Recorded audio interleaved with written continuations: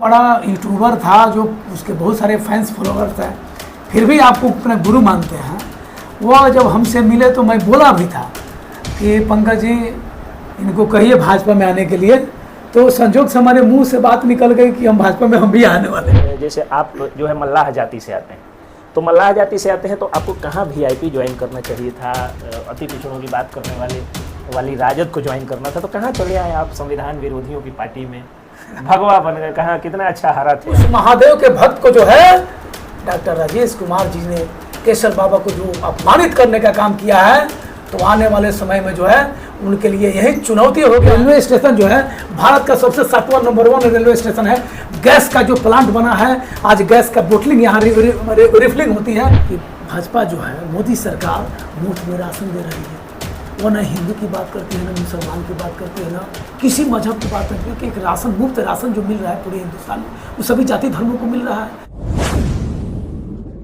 नमस्कार, जय हिंद, जय बिहार। मैं हूं आप सबका दोस्त वकील सह पत्रकार एसके पंकज। अभी इस वक्त मेरे ऑफिस में मेरे कुर्सी की लड़ाई है और 4-5 चरण लगभग जो है वो चुनाव बीत चुका है। उसी कुर्सी की लड़ाई में मैंने अपनी कुर्सी दे दिया है एक बहुत ही मजे हुए नेता, भाजपा के नेता, पूर्वी चंपारण भाजपा के नेता शिवलाल सहनी जी को। शिवलाल सहनी जी की खासियत ये है कि जब से ये भाजपा ज्वाइन किए हैं, पहले किसी और पार्टी में थे, जब से ये भाजपा ज्वाइन किए हैं तब से भाजपा में बाकी पार्टियों से भगदड़ सी मची हुई है। बाकी पार्टियों से भागकर लोग आ रहे हैं। इनके भाजपा ज्वाइन करते ही गजब का चंपारण में दृश्य देखने को मिला। मनीष कश्यप भी इनके बाद ही ज्वाइन कर लिए हैं भाजपा। और आपको लोगों को एक आंतरिक बात मैं बता रहा हूँ, जब ये दूसरी पार्टी में थे उसी समय मनीष कश्यप से मिले थे और इन्होंने कहा था कि आप भाजपा ज्वाइन कर लीजिए, और खुद ज्वाइन कर लिए। उसके बाद मनीष कश्यप भी भाजपा ज्वाइन कर लिए। तो शिवलाल सहनी जी से हम बात करते हैं। शिवलाल जी, सबसे पहले तो स्वागत है आपका मेरे ऑफिस में। बहुत बहुत धन्यवाद पंकज जी। अच्छा, आप ये बताइए सर कि जैसे आप जो है मल्लाह जाति से आते हैं, तो मल्लाह जाति से आते हैं तो आपको कहाँ वीआईपी ज्वाइन करना चाहिए था? अति पिछड़ों की बात करने वाली राजद को ज्वाइन करना था, तो कहाँ चले आए आप संविधान विरोधियों की पार्टी में? भगवा बन गए, कहाँ कितना अच्छा हारा थे आप। देखिए सर, हम शुरू से जो है, आप भी हमारे सीट के बगल में बैठते हैं, आपसे भी मुझे कुछ सीखने को मिला है। अच्छा। हम हमेशा जमात की राजनीति की है, कभी हम जात की राजनीति नहीं की है। एक चीज़ मैं आपको स्पष्ट कर दूं, जहाँ तक मेरे समाज की बात कर रहे हैं कि मुकेश सहनी जी आए हैं, उन्होंने एक पार्टी बनाई, तो पार्टी नहीं बनाई, उन्होंने पार्टी को परिवार बना दिया है। पार्टी के संरक्षण बन गए हैं। एक ऐसे भाई हैं जो आज तक 2 शब्द उनका सुने भी नहीं है, संतोष सहनी जी नाम, उनको राष्ट्रीय प्रेसिडेंट बना दिया पार्टी ने। तो मैं कभी जात का सहनी जी उनके भाई हैं? हाँ, उनके छोटे भाई हैं। अच्छा, उनको क्या बना दिए हैं? उनको वीआईपी पार्टी के राष्ट्रीय अध्यक्ष है। अच्छी बात। तो मैं शुरू से ही जमात का राजनीति किया हूँ, और आपके जैसे बहुत सारे हमारे मित्र हैं जो कि भूमियार समाज से हैं, यादव समाज से हैं, राजपूत समाज से हैं, दलित समाज से हैं, महादलित समाज से हैं, बैकवर्ड फॉरवर्ड, हर क्लास के हमारे मित्र हैं और शुरू से हमसे जुड़े हुए हैं। और वहाँ कभी भी जो है हम लोग जाति की बात नहीं किए हैं। आपका सवाल जायज़ इसलिए है कि आज का राजनीति बिहार में जाति पर टिकी हुई है। लेकिन आपको मैं बता दूं, न मैं मल्लाह हूँ, न मैं किसी जाति से हूँ, मैं राष्ट्रवादी हूँ, सनातनी हूँ। और अब की बार जो है यह तमाम चीज़ें जो है, जातिवाद हो, बैकवर्ड फॉरवर्ड हो, दलित महादलित हो, संविधान की जो लोग बात करते हैं, संविधान को मानते हैं। अरे जिनके घर में जो है संविधान में है कि लोकतंत्र में सबको पार्टी में जगह मिलनी चाहिए चुनाव लड़ने के लिए, लेकिन जिसके संविधान में ही केवल परिवार का ही लोग चुनाव लड़ते हैं, उनके लिए संविधान कहाँ?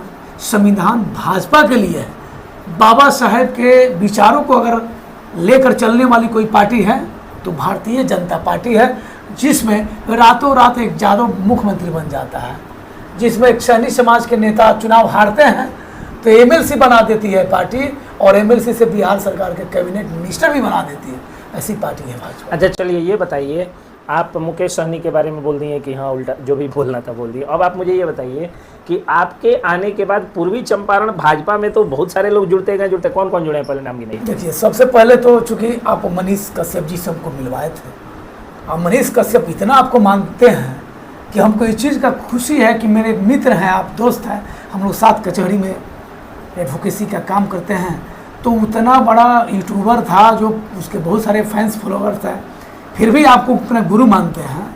वह जब हमसे मिले तो मैं बोला भी था कि पंकज जी इनको कहिए भाजपा में आने के लिए, तो संजोग से हमारे मुंह से बात निकल गई कि हम भाजपा में हम भी आने वाले।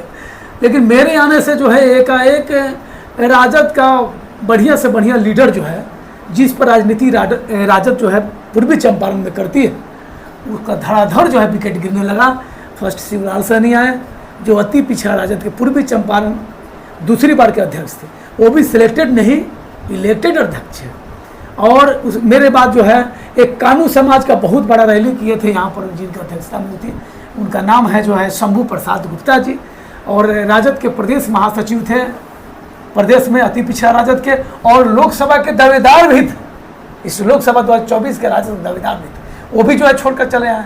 और संतोष कुशवाहा जी जो है हमारे पार्टी जो पहले हम जिस पार्टी में थे राजद में, तो 20 के चुनाव में, विधानसभा के चुनाव में उन्होंने केसरिया से चुनाव लड़ा था, वो भी आ गए। तो चूंकि समझिए कि अभी हमें फ़ोन पर भी एक नेता हमको बोला है कि आप बहुत सर अच्छे आदमी हैं, तो हमने क्यों, तो आपके मेरे दरवाजे पर आने से मेरा भाग कायाकल्प हो गया, भाग मेरा चमक गया, आप मतलब लक्ष्मीनीय आदमी हैं, क्या बात है। तो मतलब मुझे इस चीज़ का बहुत खुशी हुआ, हम कहें नहीं सब ईश्वर का देन है, अच्छा करिए, कर्म अच्छा करिए, कभी आदमी आगे जाता है, पंकज जैसे आप निकल रहे हैं। थैंक यू, बहुत बहुत धन्यवाद। उसके बाद संतोष कुशवाहा जी का भी नाम लिया, हाँ, जो केसरिया से पूर्व प्रत्याशी। कौन जादू चला दिए हैं कि आपके आने के बाद, मतलब गुड लक कहा जाएगा इसको? देखिए, चूँकि गुड लक है तो कहा ही जाएगा, मानते हैं कि हमको खुद हमारे अब की बार 4 लाख मतों से जीतने वाले आदरणीय हमारे प्रत्याशी हैं एनडीए का, भाजपा का, राधा मोहन सिंह जी ने कहा है कि भाई आप आए तो नेताजी बहुत सारा लोग आए हमारे इस भारतीय जनता पार्टी में जो है राष्ट्रवादी पार्टी में, हम आपको धन्यवाद देते हैं। अब आपको धक्का आपसे 2-3 सवाल पूछेंगे, क्योंकि आपके पास समय की कमी है, और आप जो यूनिफॉर्म आधा यूनिफॉर्म में ही है, और फिर आपको जो है दिन भर आप कुर्ता पैजामा में थे, 10 मिनट के लिए एक बिल करना था तो आप गए भी हैं कचहरी में, और वहाँ से मैं आपको लेके आ गया, मैं ड्रेस चेंज कर लिया लेकिन आप उसी में हैं। तो आप मुझे ये बताइए कि लोग भाजपा को वोट क्यों दे, बस 2 लाइन में आप इसका जवाब दीजिए। देखिए, भाजपा को वोट इस शर्त पर लोग दे कि भाजपा जो है मोदी सरकार मुफ्त में राशन दे रही है, वो ना हिंदू की बात करती है, ना मुसलमान की बात करती है, ना किसी मजहब की बात करती है, कि एक राशन मुफ्त राशन जो मिल रहा है पूरे हिंदुस्तान में, वो सभी जाति धर्मों को मिल रहा है। और उसके बाद में देश में जो है, देश में नहीं विदेश में भी भारत का जो है विकास का, ताकत का जो है डंका बज रहा है। पाकिस्तान से जब हम लोग रातों दिन सुनते थे कि बॉर्डर पर हमेशा जो है आतंकवादी हमला करता था, आज सर्जिकल स्ट्राइक हो रहा है, अंदर घुस कर हम लोग मार रहे हैं, और देश जो है विकासशील से जो है आने वाले समय में 2037 तक जो है विकसित होने जा रहा है, और राष्ट्र हित में, देश हित में, सनातनी हित में, और इस देश को विकसित राष्ट्र बनाने के लिए जो है भाजपा को वोट जरूर करना चाहिए। एक बहुत जल्दी आप बोल भी दिए, इसके लिए धन्यवाद। दूसरा सवाल आपसे ये है कि लोग राधा मोहन सिंह को क्यों वोट दें? चलिए मान लीजिए हम मोदी जी को वोट दे देंगे, मान लीजिए राम मंदिर के नाम पे हम भाजपा को वोट दे देंगे, राधा मोहन सिंह को इसलिए वोट देना चाहिए, जो मोतिहारी जो है पूर्वी चंपारण लोकसभा क्षेत्र का मुख्यालय मोतिहारी, हमेशा जाम से जो है घंटों हम लोग जो है जाम में मोटरसाइकिल खड़ा होकर धूप में रहते थे, उन्होंने इतना फ्लाईओवर बना दिया मोतिहारी में कि जाम का कहीं से नामो निशान नहीं है। रेलवे स्टेशन जो है भारत का सबसे 7वां नंबर 1 रेलवे स्टेशन है।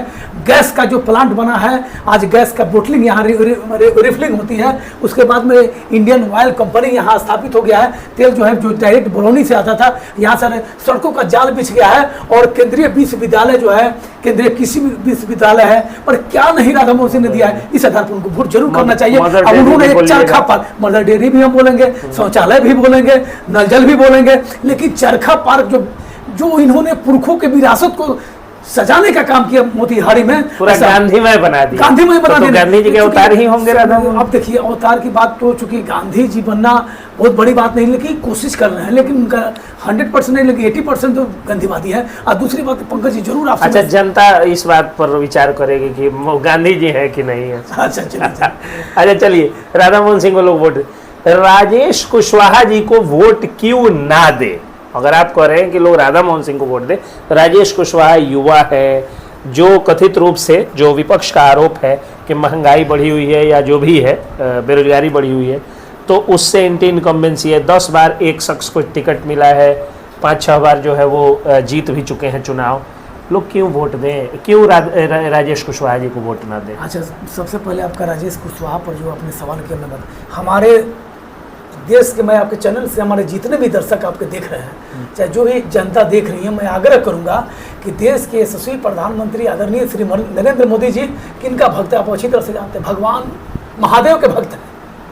और हमारे देश के जो यशस्वी प्रधानमंत्री जो पूरे विश्व में जो है देश का डंका बजवाने का काम किया, सम्मान दिलवाने का काम किया, उस महादेव के भक्त को जो है डॉक्टर राजेश कुमार जी ने केसर बाबा को जो अपमानित करने का काम किया है, तो आने वाले समय में जो है उनके लिए यही चुनौती हो गया है। वह इसलिए राजेश कुमार केसर बाबा को गाली देने का काम किए, जिसका नतीजा है वो 4 लाख मतों से हार रहे हैं यहाँ से चुनाव। बहुत बढ़िया डॉक्टर है, वो युवा है। देखिए बढ़िया है, ठीक है, युवा है, लेकिन सबसे बड़ी बात है जो सनातनी धर्म को ठेस पहुँचाता हो, जो मानते हैं कि देखिए हम हिंदू हैं, हम भगवान हमारे हिंदू देवी देवताओं को मानते हैं, लेकिन आप ऐसे शब्द का वो प्रयोग किए केसर बाबा के नाम पर, जिस केसर बाबा को जब टिकट उनको मिली तो सीधे डायरेक्ट पहुंचे जो है सोमेश्वर नाथ। सोमेश्वर नाथ का मतलब केसर बाबा हैं, महादेव जी हैं, और उसी महादेव जी को जो है 2020 में गाली देने का काम किए थे। इसलिए चुनाव जो है भारी मतों से हार रहे हैं। और सबसे बात, एक और सवाल भी आपने किया था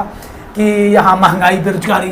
अच्छा, एक बात बताइए पंकज जी कि बिहार में जो वैकेंसियाँ निकलेगी वो किसके कलम से निकलेगी? तो यहाँ के माननीय जो मुख्यमंत्री होंगे वही निकाल सकते हैं। मंत्रिमंडल का जो है मालिक कौन होता है? मुख्यमंत्री। 5 मिनट में चाहेगा तो डिप्टी सीएम को हटा देगा, किसी भी मंत्री को हटा देगा, उसके पास पावर होता है। इसके अलावा भी जो है जो प्रोटोकॉल्स हैं, जो हायरार्की है, जो कानून है, उस हिसाब से तो सीएम के ही द्वारा ये सारी इनिशिएटिव लिए जाते हैं। बात सही कर रहे हैं। और लेकिन जानते हैं दिक्कत क्या है, तेजस्वी जी में क्या समस्या है? वो जिस तरह पार्टी चलाते हैं उसी तरह देश चलाना चाहते हैं। जैसे पार्टी में उनका जो अध्यक्ष है उनके लिए पानी लेके खड़ा रहता है। मतलब पीछे में हम देखते हैं कि राज्यसभा का माननीय सांसद और बहुत बड़ा प्रोफेसर सामाजिक मनोज झा जी, बहुत बड़े प्रोफेसर, उनके विद्वता का मैं कायल हूँ, मैं सैल्यूट करता हूँ मनोज झा जी। सही, मैं भी करता हूँ। वो पीछे खड़े हैं, 9वीं फेल आदमी जो है वो मूविंग चेयर पे बैठा हुआ है। मेरा संस्कार है कि आप मेरे घर पे आए हुए हैं, मैं अपनी कुर्सी पे आपको बैठाया हूँ। ये बात स्पष्ट मैं करना चाहूंगा। मैं छोटी कुर्सी पे क्यों बैठा हूँ? क्योंकि आप अतिथि देवता हैं। इसके लिए उस आदमी को उतना संस्कार नहीं। अब संस्कार की बात देखिए, संस्कार कहाँ मिलता है? संस्कार आपके यहाँ क्यों हैं? आप काफ़ी पढ़े लिखे व्यक्ति हैं, जो यूनिवर्सिटी से निकलता है, विश्वविद्यालय से निकलता है, कॉलेज से निकलता है, उसको ना संस्कार मिलेगा। जिसके पास कोई डिग्री ही नहीं हो। कल भी एक मेरा इंटरव्यू चल रहा था, तो 2 डिग्रियां के बारे में बताया थे। कौन 2 डिग्री? तो उस पर हम कहना नहीं चाहेंगे, लेकिन इसलिए कि मैं बात को मैं दोहराता नहीं हूँ। अच्छा, एक बात बताता हूँ, यही खूबी जो है राधा मोहन सिंह जी में है। वह देश का नेता है, लेकिन जब उनसे मिलिएगा आप, वो सीधे आपका अभिवादन करेंगे ऐसे, आइए बैठिए। लेकिन मैं तेजस्वी यादव जी को हमेशा देखा हूँ कि जब भी उनसे जो है उनके आवास पर कोई मिलने गया है, ठंडे के दिन में कभी वो अपनी कुर्सी से उठा नहीं है, खड़े खड़े लोग जो है फोटो खिंचवाता है। अरे प्रधानमंत्री से मिलना जो है आसान है, लेकिन तेजस्वी यादव जी से मिलना आसान नहीं। एक जिला अध्यक्ष जब यहाँ सर्किट हाउस में नहीं मिल पाया, उनके केवल जात के लोग ही, अहिर समाज के लोग ही, अहिर समाज का जो है जिसके पैर में चप्पल नहीं था वो मिल गया, लेकिन एक जिला अध्यक्ष अति पिछड़ा का बेटा नहीं मिल पाया।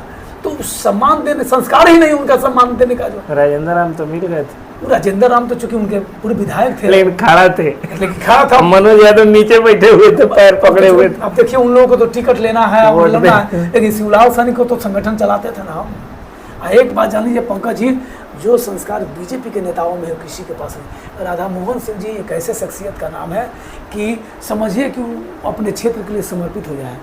भाजपा कार्यालय में चले जाए, उनका आवास बन गया है, उनके परिवार के कोई लोग नहीं रहता है, उनके क्षेत्र का लोग रातों दिन सोता है। आप देखे हुए। चलिए, तो ये शिवलाल साहनी जी थे, बहुत ही कीमती समय अपना दिए, इसके लिए आपको बहुत बहुत धन्यवाद। Thank you. जय हिंद।